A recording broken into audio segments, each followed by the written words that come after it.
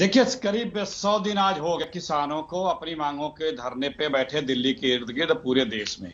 और 200 से ऊपर लोगों के देहांतें हो चुकी हैं। और हमारे प्रधानमंत्री जी कहते हैं कि हम एक फोन कॉल की दूरी पे हैं। वह दिख गया कि आप किसानों से नहीं, अपने हमारे दो मित्रों के एक फोन कॉल की दूरी पे हैं। बोलने दे, तकलीफ हुआ है बेचारे को।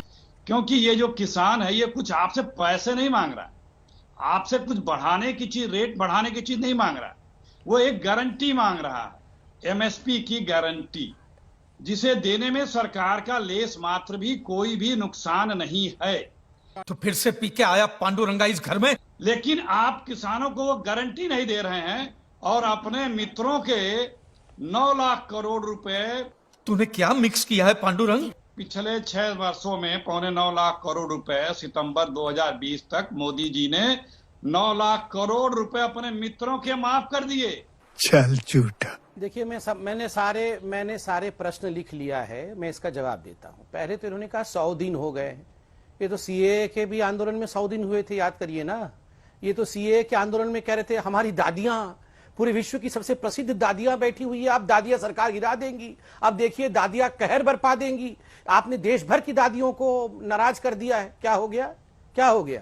उसके बाद तमाम चुनाव आए और चले गए। क्या हो गया? अभी मजा आएगा ना भिड़ो। अब दूसरा प्रश्न इनका था कि किसान बेचारा क्या मांग रहा है। ये जो 41 लोग हैं बेचारे, क्या ये तो गारंटी एमएसपी ही मांग रहे हैं।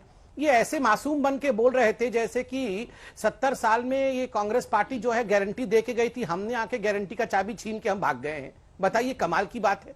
और तो और पुष्पेंद्र जी कह रहे थे हम मध्यावधि चुनाव करेंगे, सरकार गिर जाएगी, और कुछ शब्द कहा था, हाँ तख्त गिर जाएंगे और ताज उछाल दिए जाएंगे। ये हमारा तख्त गिर जाएगा, ताज उछाल दिया जाएगा, फिर एक नई सरकार बनेगी। और वो नई सरकार मंगल ग्रह से तो आएगी नहीं, यही राहुल बाबा इत्यादि होंगे।